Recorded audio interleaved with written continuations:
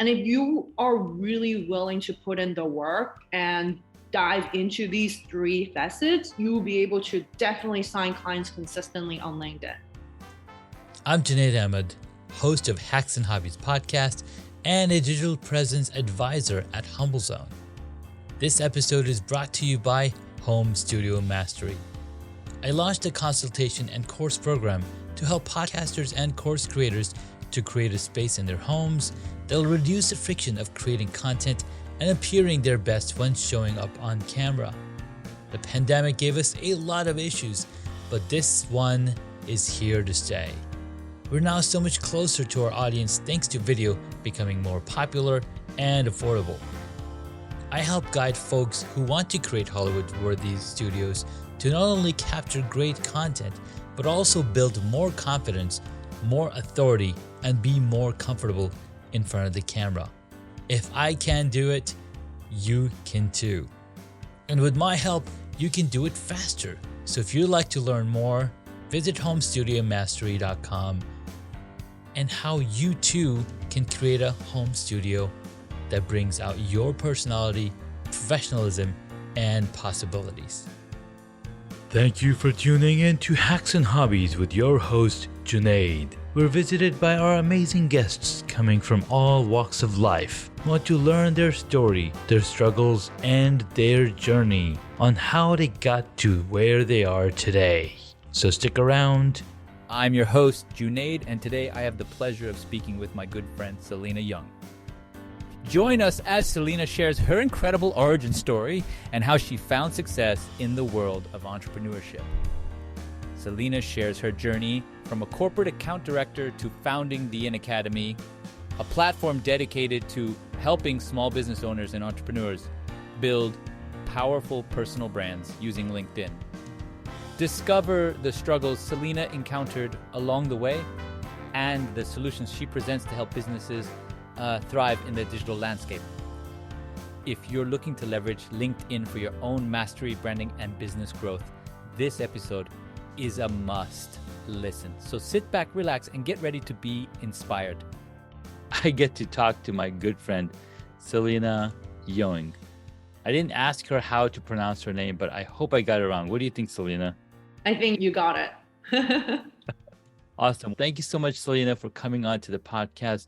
We have a really dear mutual friend who has the same name as me, but we pronounce it a little differently, Junaid Iqbal. He was also a guest on the podcast.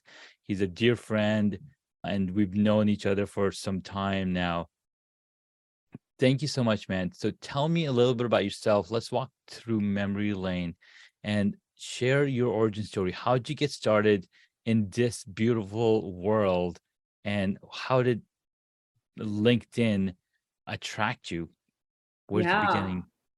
Yeah, absolutely. I also are so grateful for Janai connecting both of us because like he told me so much amazing things about you and the company, like the things that you did. So I'm grateful. And thank you so much for having me at your podcast show today. Absolutely.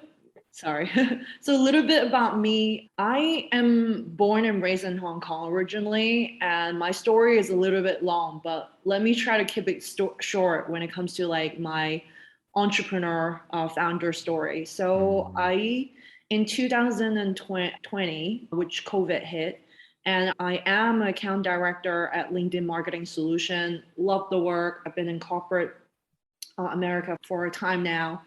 And I was like at the peak of my career. And then COVID hit, and I have this like long distance relationship with my family, especially with my husband for 5 years by that time. And it is get to the point where it's get it to be challenging. Both of us really want to prioritize our own career. We're really successful in our own career journey. And COVID hit. We used to basically meet in the middle of the world, like Dubai or somewhere, which is really cool, just travel together, having a really good time. And then I realized the priorities of my life have to shift.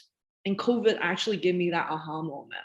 So I did it, quit pretty quickly after making the decision. Everybody around me, my friends, my mom especially, told me I'm crazy. And I know I am. And I quit in the middle of COVID. So people was like, why don't you just ride it all like the wave? So just to basically get some money saving before Yeah. doing this big jump. So I did it. and and then I quit. And then next day I was already like struggling a little bit, like thinking, oh my gosh, this is like the most stupidest decision ever. I have 1 month notice, so I have 1 month like income play around. And I quit and immediately just fly over and just spend it with my family. And I started off actually finding jobs. So I wanted to go to Microsoft and I did a couple of interviews, but something is off. In the middle of COVID, I was like, I don't know whether I want to continue doing that. And I need to Yeah. start, not in the beginning, but build that momentum at least 2 or 3 years. The team, like how I built my team, how to basically do everything. And I started to look at and reflecting on what I really want in my life. And funnily, I was just like starting to write blogs and sharing how can you use LinkedIn really well. It's just starting off like that. And I'm not even expecting anything. And then start also putting some sort of content on LinkedIn, but not consistent. And just again, helping people how to basically use LinkedIn better. Yeah. And that's how the whole thing started. And the platform blew up in a really good way. My old clients messaged me and we still laugh about it until today, because I was literally Googling. My clients, Rico was saying like, oh, Salina, can you come and train my team, sales and marketing team, how to use LinkedIn and push down a CPC for LinkedIn advertising? And I was like, okay, I can do that. And then the next thing I was like Googling, what is the speaker engagement rate when it comes to that? And then that's how I have my first gig and everything just come rolling. That's how the In Academy started. Wow, that's really cool and inspiring, because you had to make that decision and burn the bridges to say, hey, enough is enough. I love what I did here, but I want to go a different direction.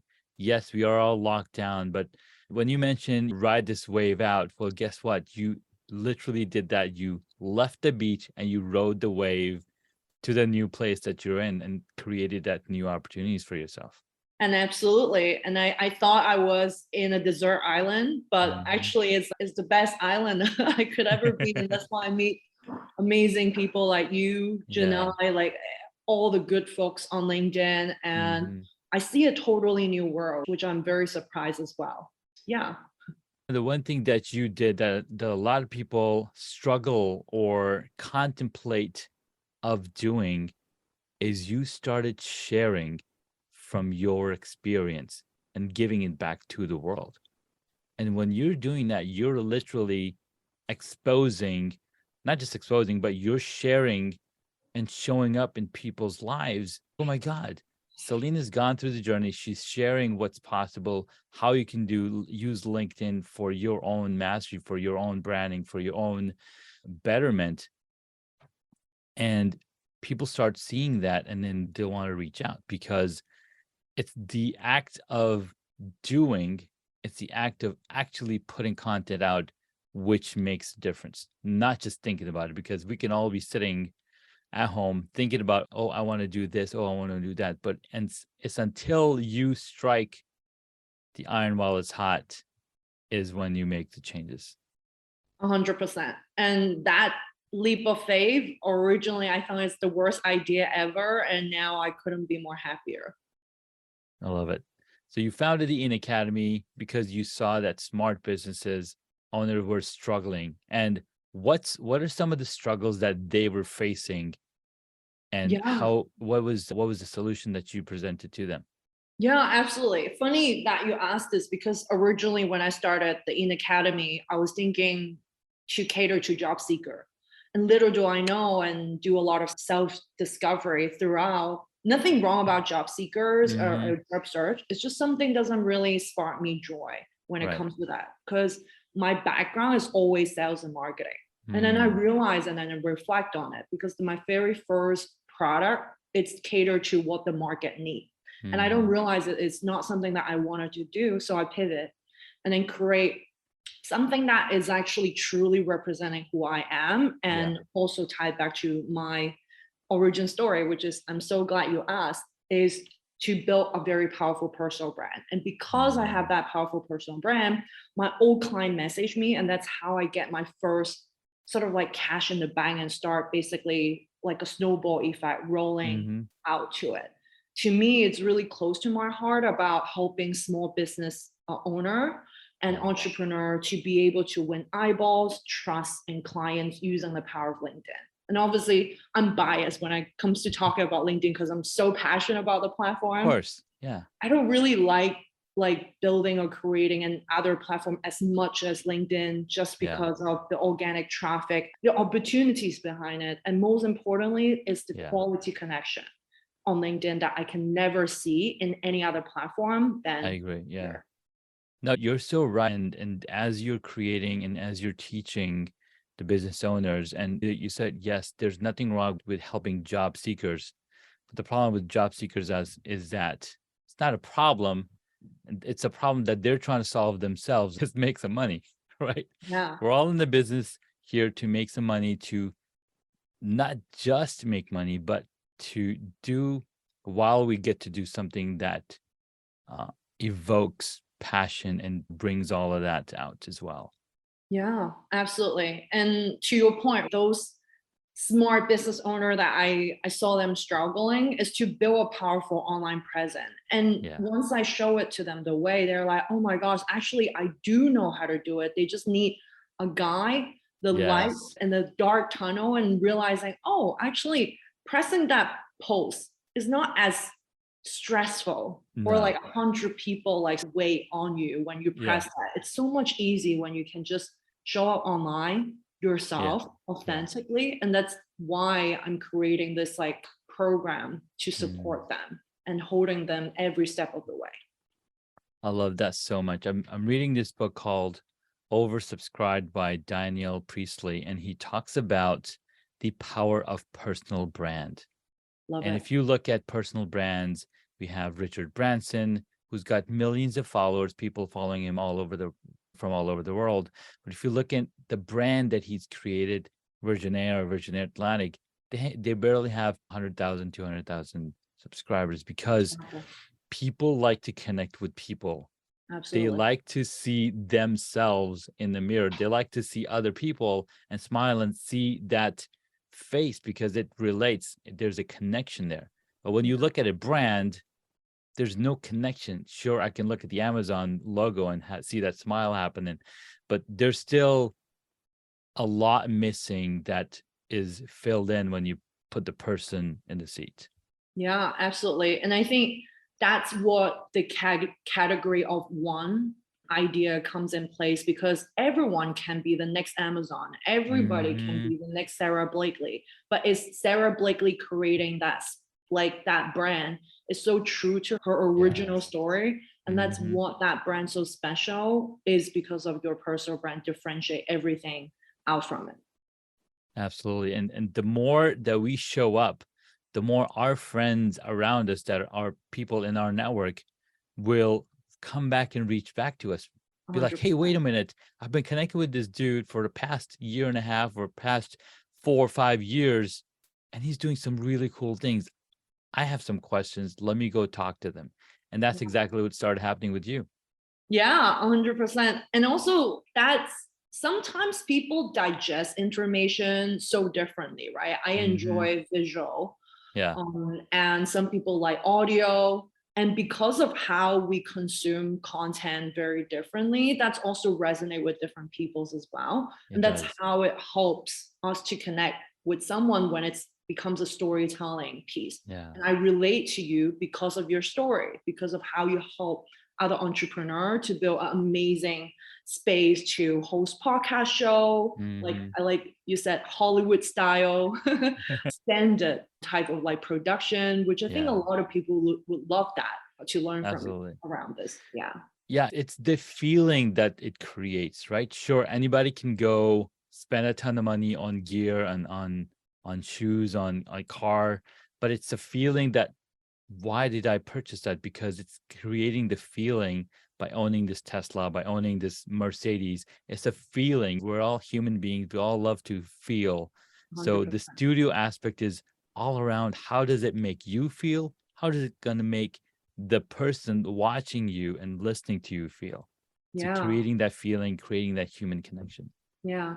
And that's what people love about working with small business, right? Like we are so agile, we're very flexible, and be able to personalize, yet it's not like it's a framework that we create for success, which is their transformation that they're looking for, or the result that they desire, but to a container that really works for them as a business owner, as a person in a whole. And that's why it's so special that I think small business owner can really cut through the noises instead of those like internet giant or like corporates when it comes to supporting brands to be truly successful. Exactly. And this is a ton of fun digging into your past, digging into how you came to create the In Academy and helping smart business owners building their own online presence, because people, just like we talked earlier, people like to connect with people, and the more stories that we share from our hearts, the much deeper connection we're able to create. Yeah. I was going to quote something, but it totally escaped my mind. That's It's totally fine. fine. Yeah, it's totally fine. But when it comes back, you can we'll share. come back. Exactly. When I come back. So what kept you motivated in creating this? You've shared that as well, because now people that are working with you are actually seeing that result happen just from what they learned from you. My own motivation, how I kept going. Yeah. I actually think it's my clients as well as those people connection, like things that get me joy apart from obviously bringing them result are that every day like DMs, people saying, oh my gosh, you cannot believe this, the content that you shared today really resonates so much with me. And then I was almost thinking of giving up, creating content on LinkedIn, as well as building demand for my business. Showing up was really difficult. And just because of my content, because my like LinkedIn lives, because of the blogs or like programs that I put together, people felt so resonate to the journey that I personally have experienced, including my clients too. And that's how I think motivate me and my team continue going and creating better and better program, better and better experience for them. I love that. So I've got a story which I remembered. My good friend shared this story, and he said somebody reached out to him and said, hey dude, I've been listening to your content for the past 9 months. I've been listening to your podcast. I've been consuming all the blogs, all the interviews that you're doing. And I wanted to reach out to you and thank you because I just made my first $1 million. Oh my goodness. Wow.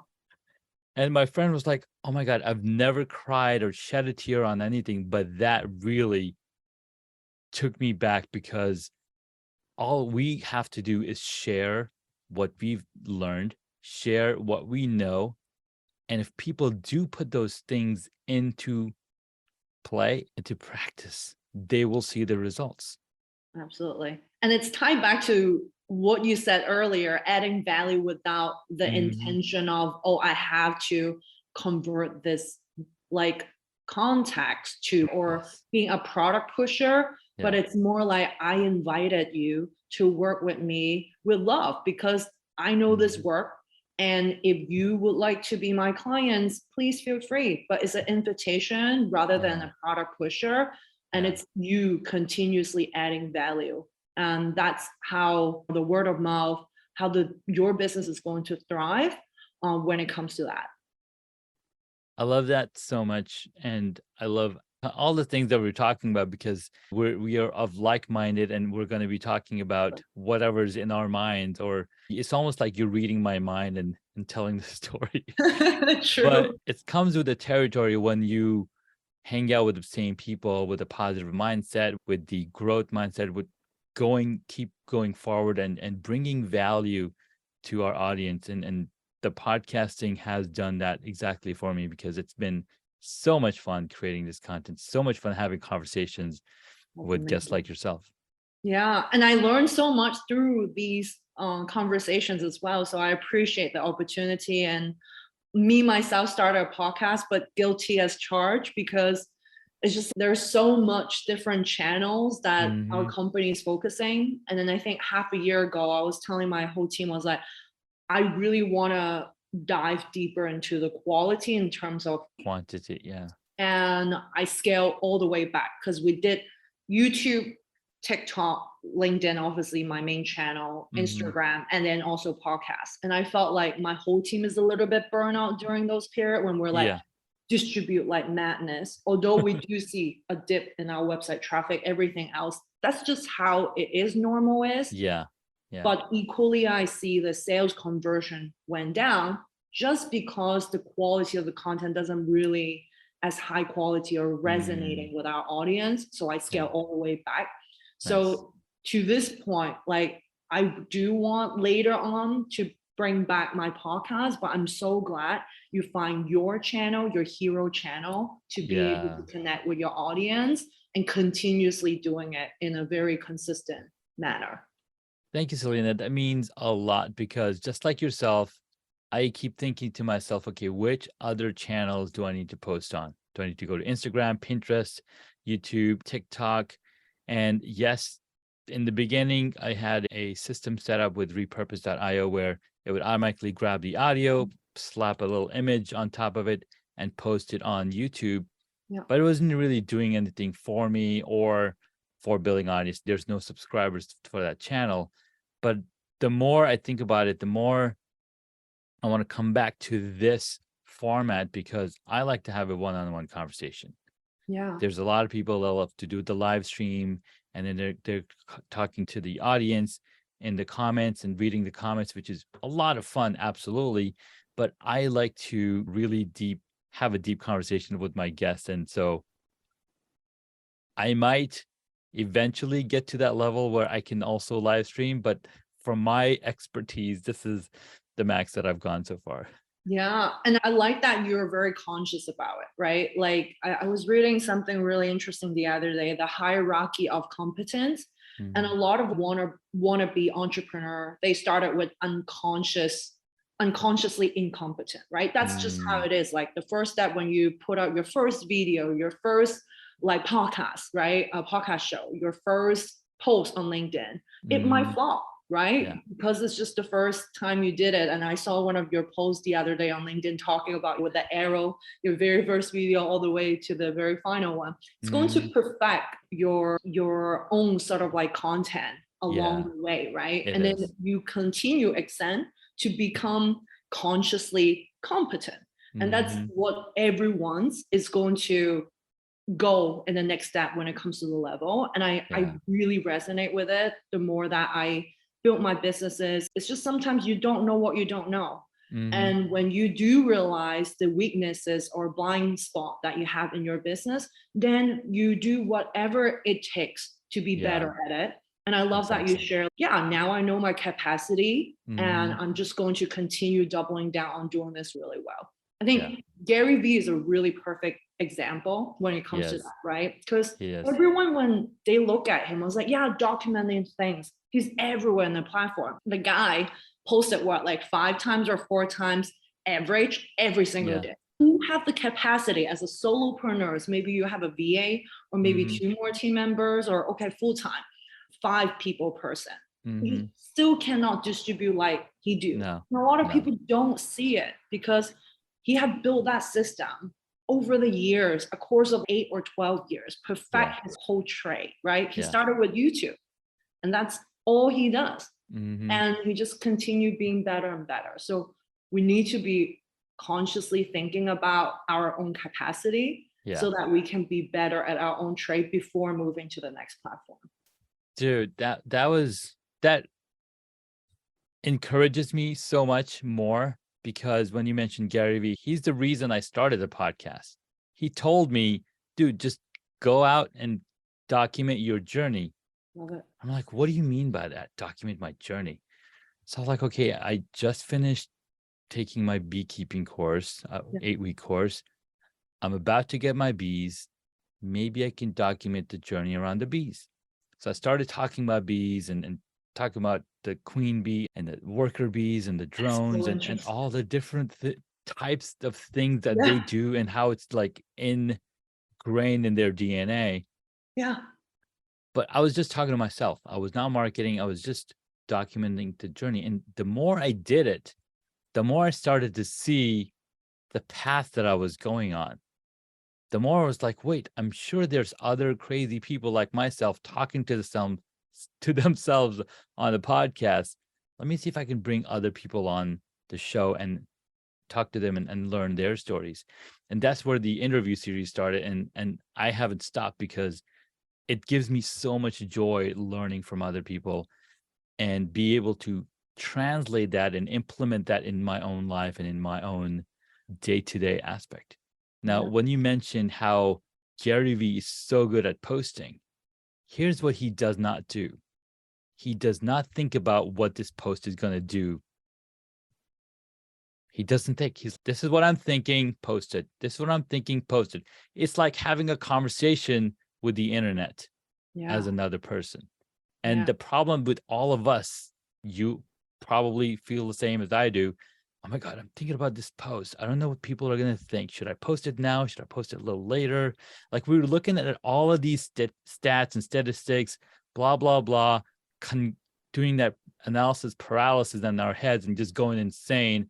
And guess what? By the end of the day, you still didn't post it. You wanted to post it. Yeah.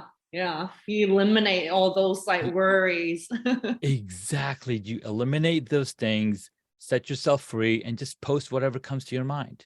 And then you'll realize how often you're posting it and how often people are engaging with you. Because if you think about it, how fast these feeds are going now, I don't know how these numbers are, but LinkedIn organic reach was 24 hours a few years ago. That number has reduced now because a lot more people are posting on LinkedIn. So that means that you got to post more often so that your post is seen. Now, it doesn't mean anything at all because as long as your heart is in it, it's going to bring you value back. It's going to bring value to the listener. It's going to bring value to whoever's reading. And it's been great. Thank you so much for sharing. Yeah, of course. And I resonate with you so much about ramping up the frequency. Of course, the more that you post, you're going to reach more eyeballs. It's just normal. It's just numbers. Yeah, it's just numbers and normal social media algorithm. But it's also tied back to, I think each platform have its own small differences, but I still think the trust score each of the platform has. For instance, if out of the ratio, you have 10,000 followers, you have 5,000 of them are very actively consuming your content, that platform automatically is going to push your content to your audience more. So yes, in a way, frequency is really important. And to your point, in being intentional and strategic with what you put out there without thinking too much. Exactly. Thinking out the worries, that still helps you. So don't think about next day, okay, after listening to me and Janae, I'm going to like post every day or twice per week. Ramp it up. Make it like a 3-month goal, right? Like first month, do it like once a week. Next month, twice a week.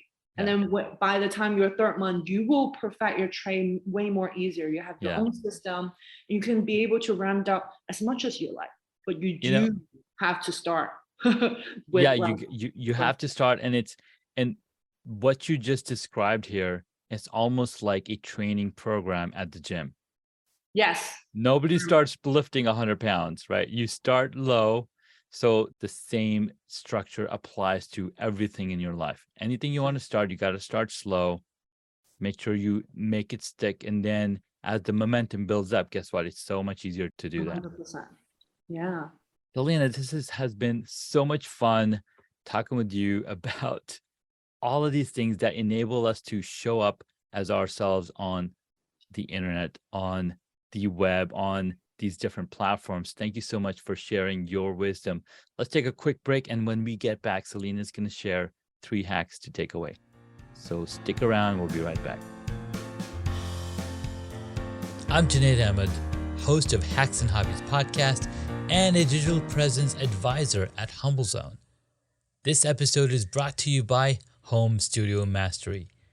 I launched a consultation and course program to help podcasters and course creators to create a space in their homes that will reduce the friction of creating content and appearing their best when showing up on camera. The pandemic gave us a lot of issues, but this one is here to stay. We're now so much closer to our audience thanks to video becoming more popular and affordable. I help guide folks who want to create Hollywood-worthy studios to not only capture great content, but also build more confidence, more authority, and be more comfortable in front of the camera. If I can do it, you can too. And with my help, you can do it faster. So if you'd like to learn more, visit homestudiomastery.com and how you too can create a home studio that brings out your personality, professionalism, and possibilities. All right, guys, we've been talking with Salina Yeung. It's been so much fun, and you probably heard all the laughter and all the fun things that we talked about in the first half of the episode. Thank you for sticking around. Salina's got 3 hacks for you to really maximize your presence on LinkedIn. Salina, take it away. Yeah, so I want to share my proprietary framework when it comes to using LinkedIn for business. And if you are really willing to put in the work and dive into these 3 facets, you will be able to definitely sign clients consistently on LinkedIn. The very first one, me and Janae already talked about it earlier, is building a personal brand. But when I talk about this, is really meaning to build a follow-worthy personal brand that comes instantly. It's just 8 seconds, in fact. 8 seconds is all you have with someone's attention span nowadays. And 8 seconds, they know exactly who you are, who is your target audience, which whether it's resonate with them or not, and the how, right? Like how do you actually help them with the result and the transformation they needed? So that's the very first thing, is to have absolutely clarity and alignment with your personal brand messaging and align with your business offer, personal branding. Second, conversion content. I know a lot of people don't really understand this term, but let me break it into very simple, understandable like baby terms, right? But it's strategic, intentional content that truly builds demand for your business. A lot of people always think, when I need to create content, I need to create things that my audience like.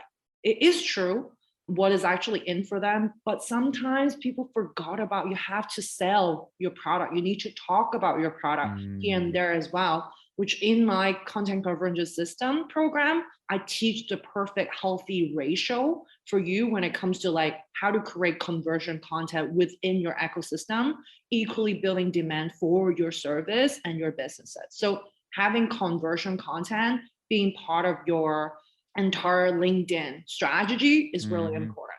Last but not least, social selling. Me and Jen and I already talk about a lot of times building that connection. Relationship-based social selling is the way to go, right?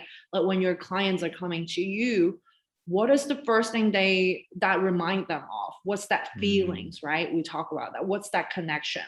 If you really take some time to build that connection with them, things are getting really easy. I like to say you're microwaving your audience rather than so slow cooking them, because you instantly build that trust. By the time they book a sales call with you or go into your sales page, they instantly already have a connection with you because you build that relationship-based social selling. And they see all your conversion content on LinkedIn. They see your story out there. They see you have a very powerful personal brand, that they trust you, and you have the eyeballs that is needed. It's easy for them to say yes to you by that time when you offer them, hey, this is my solution. So that's my 3 nuggets when it comes to using LinkedIn for business. Dude, I love that so much. There's so much in there that I want to take apart and talk about, but we've already talked we've already talked a lot about it in the beginning of the episode. It's your personal brand, making sure that content that converts, and then make sure that as you're building those connections, selling socially, Because when I buy an iPhone, guess who else wants to buy an iPhone? Everybody else wants to buy an iPhone because they've built that authority, they've built that brand, they've built it in such a way that it's not about what you're buying, it's about the experience that you get. Absolutely. In the book Oversubscribed, he talks about how the rumors came out for the Apple Watch back in 2015, and Samsung rushed and released their watch 2 weeks before the Apple Watch came out. They sold 800,000 units, and it was a flop because they didn't warm up the audience. They didn't ask the audience what they were looking for. They didn't ask the people why they would use it. So Apple started from that perspective and building that need and want and people wearing this device that you associated with. There's a ton of connections points.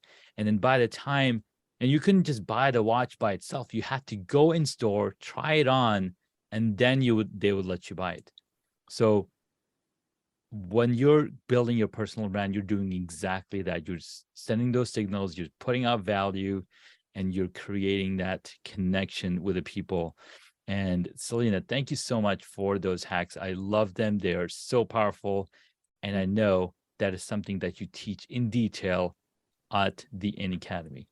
Absolutely. And I love that story that you just told me. I'm definitely going to read this book right now. Literally this weekend, it's put on my to read list. And I love that story so very much. Thank you so much. All right. Now comes a time on asking questions that I love to ask my guests. Number one question: why do you podcast, and what has podcasting done for you? Wow. Wait, can you ask the first part again? I'm right. like still at the high of your story. How about we can leave that question for the end, but the question was, why do you podcast, and what has podcasting done for you? Okay, sounds good. But even I don't have an active podcast, would it be okay? Okay. Yes, of course. You are guesting on podcasts. Gotcha. Mm-hmm. Oh, would you like me to answer now?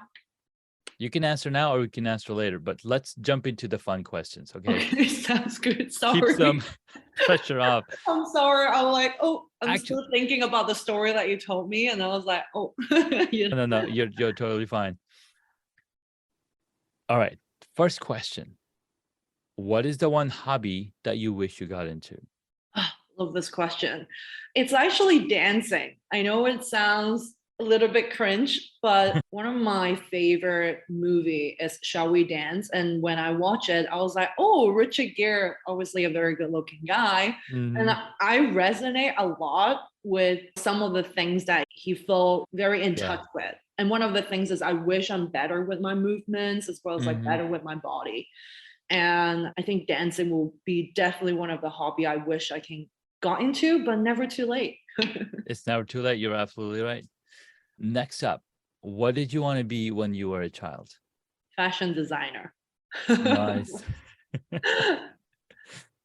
You want to go a little deeper why you wanted to be a fashion designer? Yeah, I think it's the American top model, but because I was like watching the show and I was like, oh my gosh, these models are so high maintenance. There's always like making troubles, but I see the people behind the scene doing the real work. And I was like, I want to be like that. I want to take control about what they wear. And it's like a cool thing.